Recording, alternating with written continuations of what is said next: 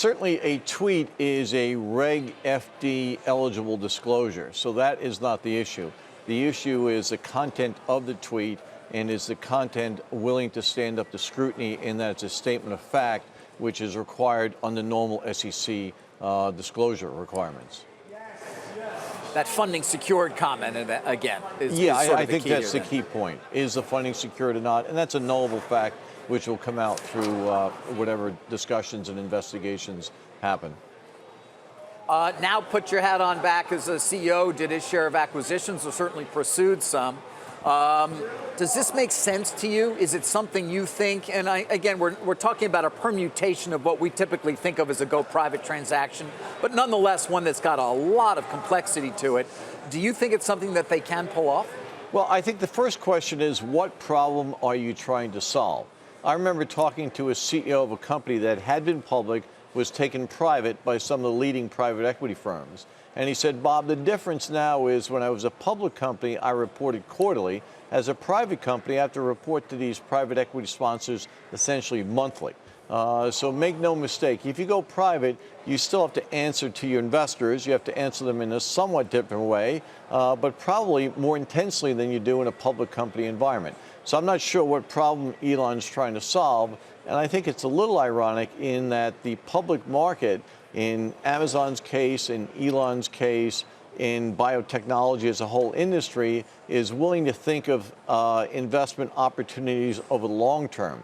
So certainly Tesla has been the beneficiary of investors in a public market context thinking about the returns in this investment over not a quarter, not a year, but over decades. Yeah, said as a CEO, pitched his share of IPOs, I know. Right.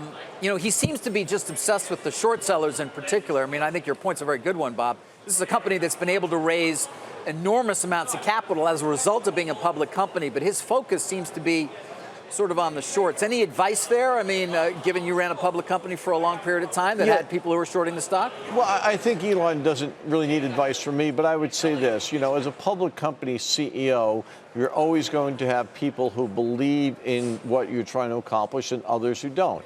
And they should be entitled to express their negative viewpoint through short selling.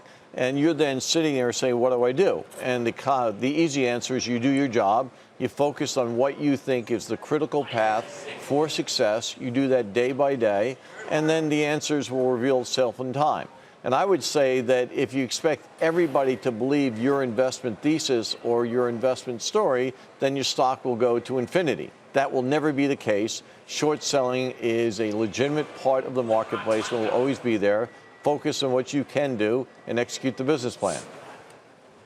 Hey, Bob, are there questions for the current management over at the Nasdaq? I mean, Elon Musk tweeted that at 12:48 p.m. The stock wasn't halted till 2:08 p.m. So there was a window there where I guess it's unclear whether it was material information or not, which was released. But should that stock have been halted earlier? Yeah, I'm not in a position to comment on that. I'm the former chairman, former CEO. So I have no inside knowledge on what happened and what transpired. But I know NASDAQ's market reg department is very strong. Their market watch is very strong, and I'm sure they responded as quickly as they could. But I have no inside information on that.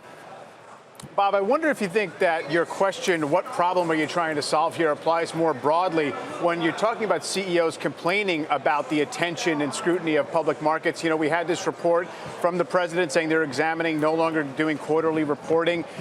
We're trying to make life easier for CEOs whose stocks have rarely been more highly valued in history and are getting paid better than ever. I wonder what we're actually going for here in terms of disclosure, transparency, and how the public markets interact with companies. Yeah, so I would say very clearly that I reject the notion of changing the reporting period to 6 months. You have to understand, as a public CEO, you work for the investors, and those investors, I think, are entitled to get a report from you every 3 months.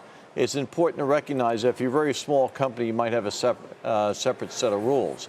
But for a large company to produce that report and to answer to investors every 3 months, I think is fair, and I don't think is a burden on the company, and I think it actually reduces somewhat volatility in the stock, Because if you're reporting every 6 months and there was a marked change in your business climate during that period of time, then certainly investors will be very surprised and or shocked 6 months later. So while I support the evaluation of the issue, I would say my conclusion, without knowing exactly how they're going to do the evaluation, is 3 months is a good reporting period of time.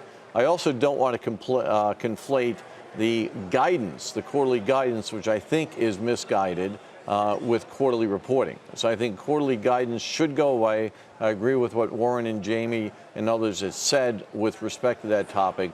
But quarterly earnings, I think, is a fair report card you give to your investors every 4 times a year.